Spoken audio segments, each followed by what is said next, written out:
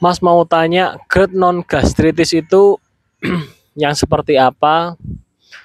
Eh, jadi gini Kak ya, GERD non gastritis itu jadi kakaknya ini eh, asam lambungnya tinggi ya, ulu hatinya sampai nyut-nyutan gitu ya. Jadi gini Kak ya, asam GERD non gastritis itu ini yang seperti kakak rasakan kalau menurut saya. Karena gini, kakak perutnya perih melilit nggak? Kalau perutnya tidak perih melilit, namun ulu hati di sini rasanya tertekan ya. Kemudian ada sesaknya juga ya. Ini adalah asam GERD non gastritis. Jadi tidak ada peradangan di dalam lambungnya. Jadi saya katakan di situ adalah GERD yang tidak ada peradangan atau non gastritis. Nah, solusinya apa? Kita perbaiki asam lambung kita. Asam lambung kakak sedang berada di pH yang tinggi ya. Harusnya asam lambung itu pH-nya rendah ya. Karena pH-nya normal atau tinggi ya, sehingga sifatnya udah ada asam tapi basah.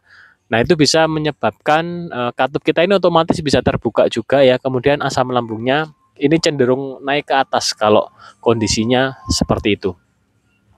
Untuk cara mengatasinya, rutinkan dengan minum probiotik, teman-teman ya. Probiotik teman-teman bisa menggunakan cuka apel bisa. Kemudian probiotik cair bisa. Kemudian tape singkong bisa. Kemudian apakah hanya dengan probiotik itu saja untuk mengatasinya? Tidak. Harus dengan makanan yang dibutuhkan oleh tubuh kita.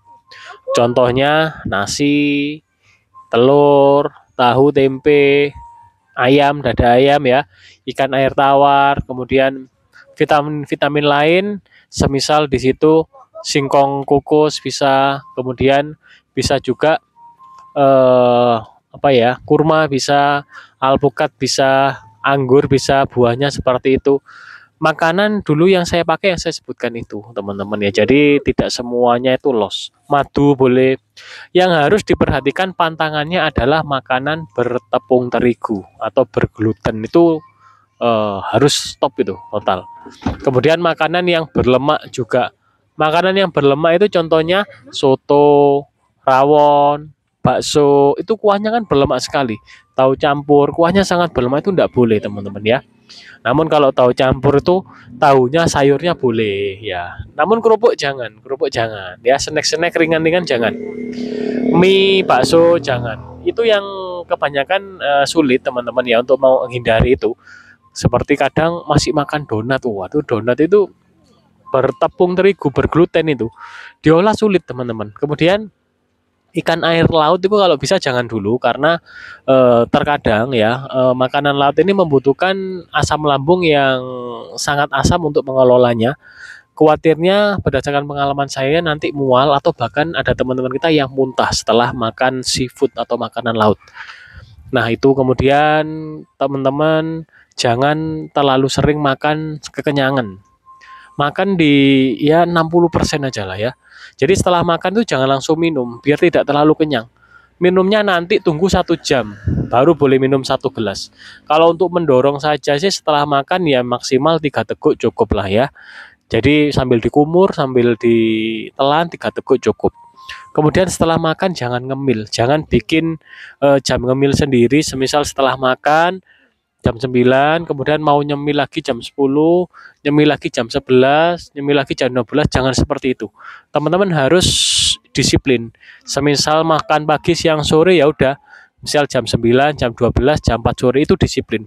Kalau mau makan makanan ringan, makanan pendamping tadi ya semisal kurma atau alpukat ya setelah makan nasi, kalau buah sebelum aja. Semisal mau makan singkong kukus ya setelah makan nasi 5 menit segera dimakan. Jadi jangan bikin atau jangan buka jeda makan sendiri ya. Karena itu bisa membuat lambung kita terus bekerja sehingga asamnya itu nanti cenderung ini tidak kembali ke keasaman yang dibutuhkan oleh lambung kita gitu ya. Kemudian seperti makan makanan yang berpengawet itu kan juga tidak boleh. Itu nanti juga bisa membuat kinerja lambung kita menjadi berat gitu ya. Jadi kuncinya itu probiotik masuk, pola makan dijaga. Setelah makan jangan rebahan dulu maksimal 3 jam ya.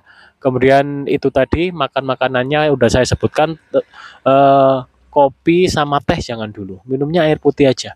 Susu juga berlemak loh ya, susu hewani. Kalau susu kedelai dikit sih boleh ya, masih oke. Kalau yang segala jenis susu hewani itu kalau bisa jangan dulu karena lemak hewani itu membutuhkan asam lambung, pengolahan ini di kondisi asam. Terkadang memang kita ini tidak sadar ya kalau lambung kita ini sebenarnya harus asam gitu ya, harus asam. Kalau tidak asam biasanya akan terjadi permasalahan. Nah, kalau tidak segera diatasi teman-teman ya, keluhan seputar GERD yang non gastritis, nanti efeknya bisa ke empedu, bisa ke usus halus gitu ya. Karena itu berhubungan teman-teman ya. Kalau ke empedu biasanya batu empedu, kalau ke usus biasanya ya bisa radang usus, kalau ke lambung bisa tukak lambung juga kalau tidak segera diatasi.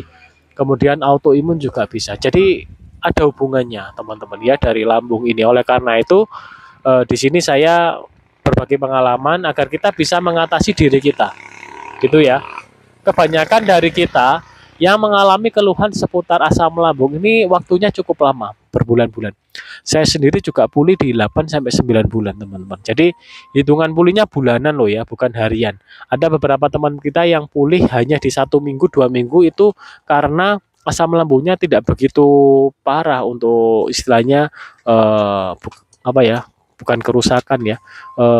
Istilahnya kondisi keasamannya masih inilah ya, masih mungkin normal atau bukan belum kebasa mungkin ya, sehingga saya sarankan minum apa atau konsumsi probiotik juga apel, tapi itu langsung membaik di waktu 1 sampai 2 mingguan saja.